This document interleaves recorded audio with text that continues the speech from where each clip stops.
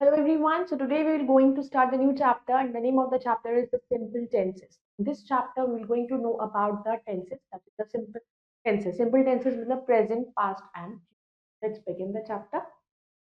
Chapter 7, the simple tenses. Let's learn. Tense of the verb indicates the time of an action or a state of being. There are three main forms of tense: present, past and future. And all these three tenses have four kinds each: simple, continuous, perfect and perfect tense.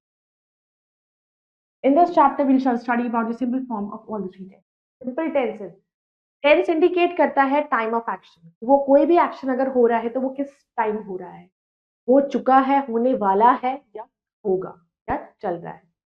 तो जो time of action या वो state बताता है वो हम उसे tenses कहते हैं। टेंसेस तीन होते हैं: पास्ट, प्रेजेंट और फ्यूचर। प्रेजेंट जो चल रहा है, पास्ट जो बीत गया, फ्यूचर जो आने वाला है। अब ये जो तीन टेंसेस होते हैं इनके भी आगे फोर पार्ट होते हैं। एक होते हैं सिंपल, जो हम simple present, simple past, simple future. दूसरा होता है continuous, present continuous, past continuous, future continuous. Then comes perfect, present perfect, past perfect and future perfect. और लास्ट आता है आपका present perfect continuous, past perfect continuous and future perfect. इसमें हम सिर्फ सिंपल पढ़ेंगे। So let's start. Simple present tense. Simple present tense, also called the present indefinite tense, describes an action that takes place in the present time. तो present tense मतलब जो action आपका present में हो रहा है, इसको प्रेजेंट इंडेफिनेट टेंस भी कहा जाता है। ये वो एक्शन को डिनोट करता है जो प्रेजेंट में हो रहा है। यूजेस: सिंपल प्रेजेंट टेंस कहाँ कहाँ यूज होता है? फॉर हैबिट्स और रिपीटेड एक्शन। जो हैबिट्स, जो चीजें हम डेली करते हैं, we brush our teeth, go to school, तो sun rises in the east. तो जो चीजें डेली होती हैं, हैबिट्स होती हैं या फैक्ट्स होती हैं, वहां पर हम प्रेजेंट टेंस यूज, जैसे ही drinks tea every morning. For facts and general truth, जो जनरल ट्रूथ है, फैक्ट्स है, जैसे कि the sun rises in the east, sun sets in the west, जिसको आप बदल नहीं सकते तो फैक्ट है। Earth moves around the sun, earth rotate on its axis, water boils at 100 degree centigrade. तो एस लगाया, ये तो ये प्रेजेंट टेंस। तो जो फैक्ट होता है, हैबिट्स होती हैं, जो डेली रूटीन की चीजें होती हैं, जनरल ट्रूथ होते हैं, तो जो हमेशा सच होता है वो प्रेजेंट होता है। For things that stay the same for a long time. अब कोई ऐसी चीज जो बहुत लंबे समय तक एक सेम रहती है, जैसे कि my grand parents live in Mumbai. अब आप जहाँ रह रहे हो या आपके ग्रैंड पेरेंट्स वही रह रहे हैं, हम यहाँ रह रहे हैं। तो आप बहुत समय से जहाँ पर रह रहे हो, तो मैं यहाँ रहता हूँ या मैं यहाँ रहता हूँ, तो आई लिव इन मेरठ। तो आप जहाँ पर भी रहते हो, कोई चीज जो लंबे समय से हो रही, चाहे कोई भी काम लंबे समय से हो रहा हो या कहीं आप रह रहे हो लंबे समय से, वो आपका प्रेजेंट में आता है। स्ट्रक्चर क्या होता है? Affirmative sentence. जब हम प्रेजेंट टेंस को याद कैसे रखा जाता है? एफर्मेटिव सेंटेंस, इसका पहचान होती है, सब्जेक्ट होगा, base form of the verb, जिसमें हम एस ई एस लगाते हैं। ऊपर जितने भी एग्जाम्पल है इसमें एस, एस ई एस और ई एस एल प्लस जो भी आपका आगे का वर्ड होता है। जैसे कि example, a cow Yeats grass, S लगाया। आई लाव, she sings well, children play football. तो सिंपल प्रेजेंट टेंस का जो हम स्ट्रक्चर होता है वही होता है कि सब्जेक्ट, जैसे कि काउ आपका सब्जेक्ट था यहाँ पर, वो आपका वर्ब, वर्ब में आपका एस ई एस लगता है और बाकी rest of the sentences. Note: with singular nouns and third person singular pronouns he she it, we add ses to the base form। Singular noun और third person singular noun pronoun, जैसे कि third person हो गया ही she it, हम उसमें add करते हैं S या फिर ई एस ऐड करते हैं उसके बेस फॉर्म में। Then comes negative sentence.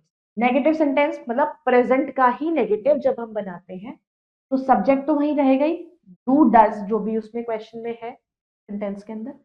Negative बनाना है तो नॉट तो लगाना है, तो नॉट ऐड हो जाएगा और बाकी बेस फॉर्म और rest of. Like for example, penguins do not fly. Penguins do था ना उसमें ऑलरेडी, क्योंकि पेंगुइन्स ऑलरेडी प्लूरल है तो उसके साथ हम डू यूज करेंगे, सिंगुलर, वर्ब हमारा सिंगुलर है। तो पेंगुइन्स डू नॉट, क्योंकि हमें नेगेटिव बनाना है, not fly. Moon does not have its own light. अब मून आपका एक है, मून के साथ हम डज यूज करेंगे, प्लूरल वर्ब, तो डज, और हमें नेगेटिव बनाना है, not have its own. Note: singular nouns and third person singular pronoun takes auxiliary verb does not, plural noun first person pronoun and third person plural। तो जब हमारा noun singular है, जैसे यहाँ पर हमारा मून सिंगुलर था, यहाँ पे ही सिंगुलर है, तो जब सिंगुलर नाउन होगा, या फिर आप कह सकते हो third person he she it आपके थर्ड पर्सन हो गए। तो थर्ड पर्सन सिंगुलर प्रोनाउन होगा, वहां पर आप डज नॉट यूज करें।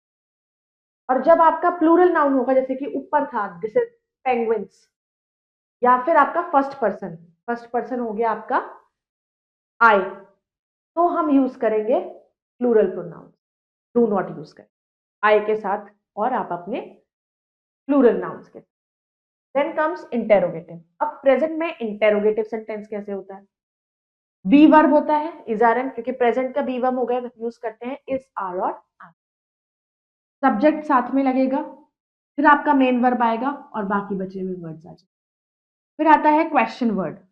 अब जब हमें क्वेश्चन फॉर्म में बनाना है तो पहला क्वेश्चन वर्ड होगा who, what, where, why, whatever, या इज एम आर, इज से भी शुरू हो सकता है और क्वेश्चन वर्ड में डब्ल्यू एच से भी शुरू हो सकता है। तो डू डज जो भी लगेगा, subject, main verb, rest of the words. Example देखिए, अगर हम इज एम आर से स्टार्ट कर रहे हैं कोई क्वेश्चन, जैसे are you a student, question mark से एंड हुआ, सब्जेक्ट हो गया यू, आर हो गया आपका डी वर्ब और स्टूडेंट हो गया आपका object, rest of the words जो हम लगाएंगे। इज ही अ थीफ, तो इज से स्टार्ट हुआ आपके बी वर्ब से, ही आपका सब्जेक्ट हो गया, थीफ आपका ऑब्जेक्ट, बाद का एक्शन। तो अब डू डज से स्टार्ट करें तो डज, ही प्ले चेस, तो डज आ गया ही के साथ, प्ले आपका वर्ब आ गया, चेस आपका object. What do you eat, तो डब्ल्यू इससे क्वेश्चन वर्ड आ गया व्हाट, डू सब्जेक्ट आ गया you and main verb. Now come simple past tense. This tense is used for action that took place in past tense. हम use करते हैं उन actions के लिए जो आपके पास्ट में बीत चुका है, जो चीजें हो चुकी है। यूजेस सिंपल पास्ट टेंस का हम यूज कहाँ कहाँ करते हैं? For an action that was completed in the past, जो एक्शन आपका पास्ट में कंप्लीट हो चुका है, दैट इज डन, उसके लिए हम पास्ट टेंस यूज करते हैं। Like Sheela talk to the principal, ने प्रिंसिपल से बात की थी, तो ईडी फॉर्म लग गया तो मतलब past.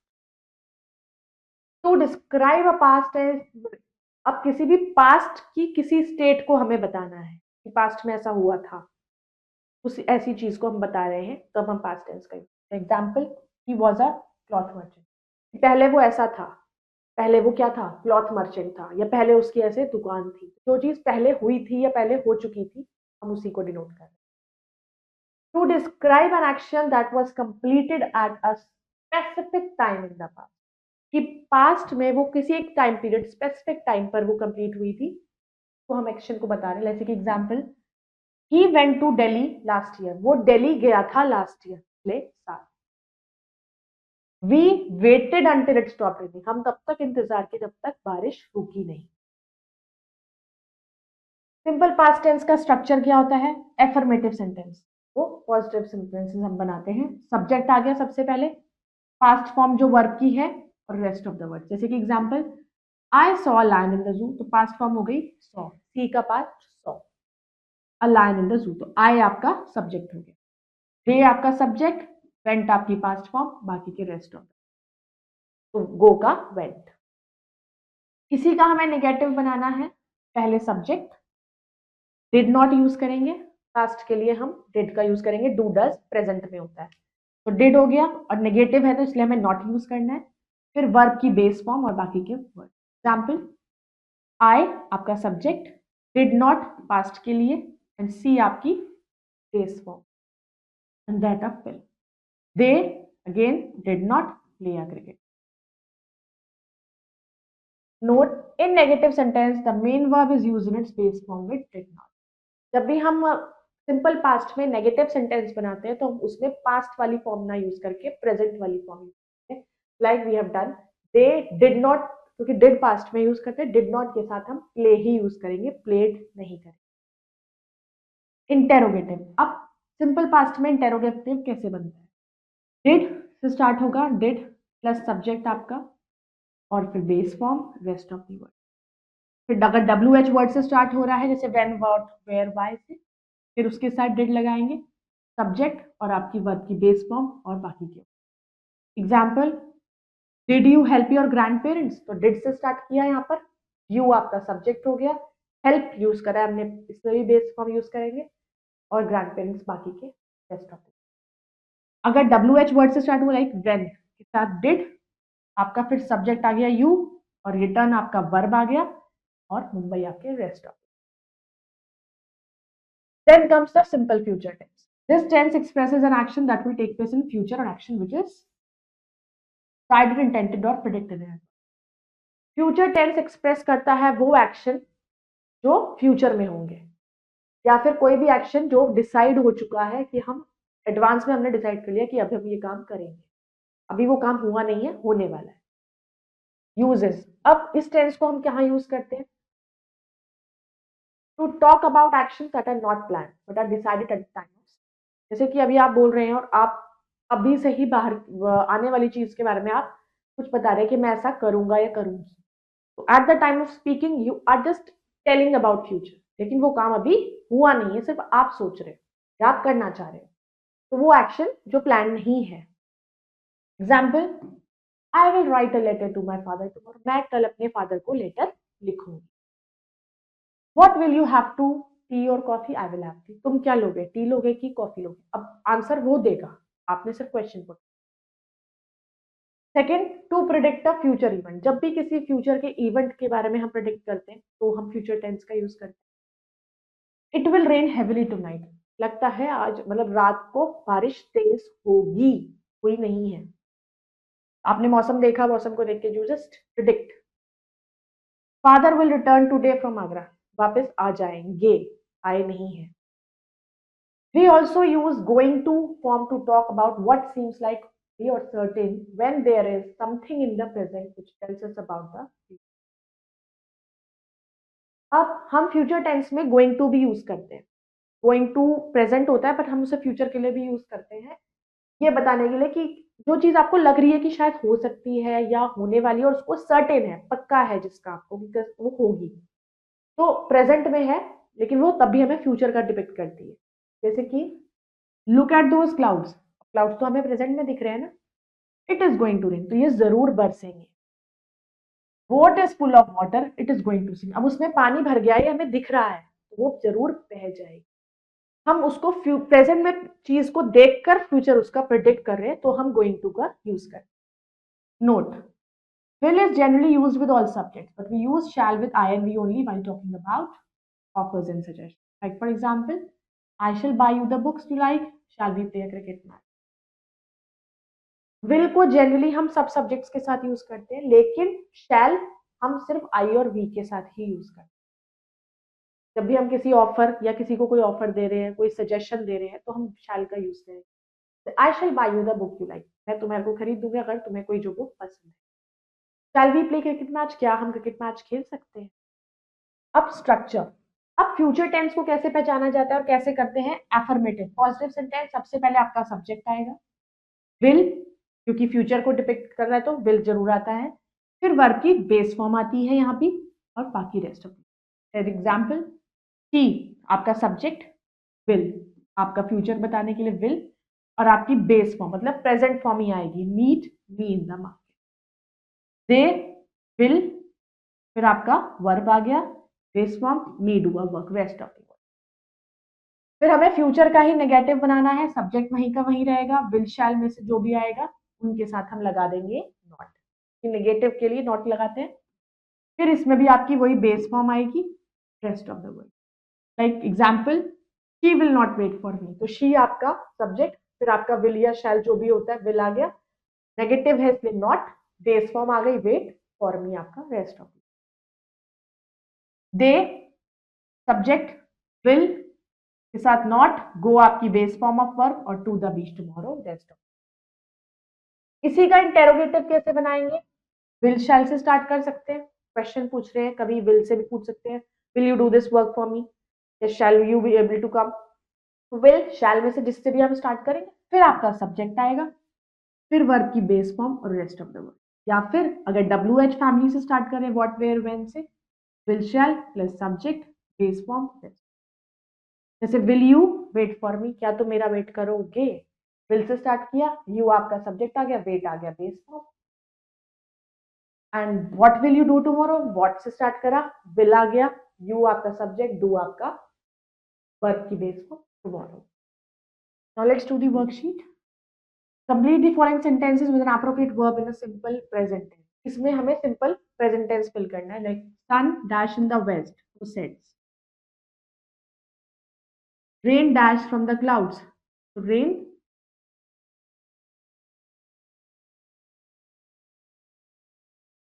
Most wild animals dash flesh of other animals. Wild animal eat. If you heat water, it dash into vapor. अगर तुम पानी को हीट करोगे तो it converts.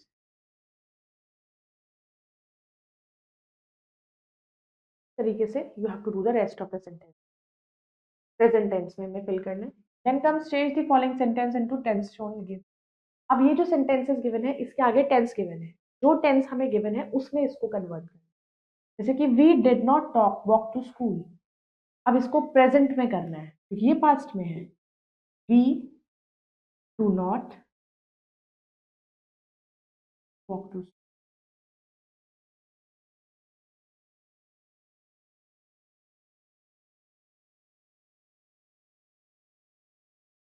Rohan sleeps for 8 hours. अब इसको हमें past में करना है. Rohan slept for 8 hours.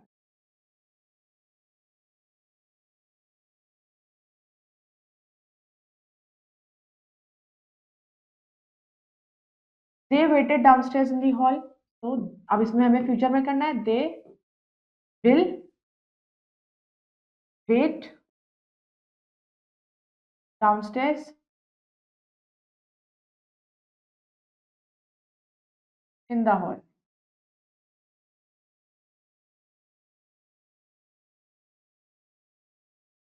She tried to remain calm. अब ये प्रेजेंट में करना है. She tries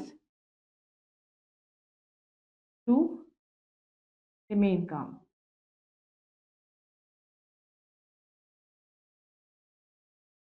Like this, you have to do the rest of the sentence. Then comes complete each sentence with a simple past tense form of the given brackets. अब इसमें हमें complete करना है past tense fill करके. जैसे कि she dash a coat because it was very cool. तो she wore. The girls dash a sweet song in the school function. Sing, sang. Father dashed to the market. The father went to the market and bought 2 books. The hunter dashed the aim. The hunter took the aim and killed the bird. Like this, you have to form a negative and interrogative sentence from each of these sentences. अब इससे हमें negative और interrogative बनाने हैं. We shall go to the cinema tomorrow. Now we have to change this into negative. So we shall not go to the cinema tomorrow. It will become a negative sentence, and then we will change it into interrogative. So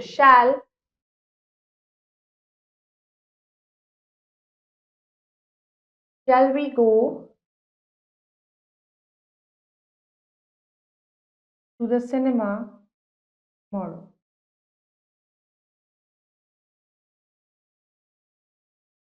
Question mark. Then next is some cows grazed in the green field. So some cows did not grazed in the green field, and then we will change it into question interrogative. How many cows grazed in the green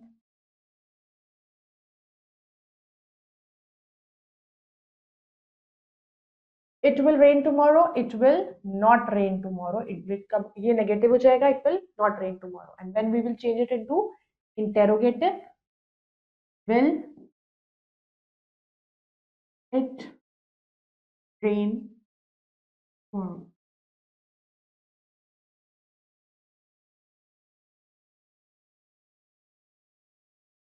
Question mark. When we are converting it into interrogative, that is mandatory to put the question mark. So I hope you all have understood these tenses, so you can go through it once again and do the rest exercises yourself. We will meet in the next video with the next chapter. Bye bye. Take care.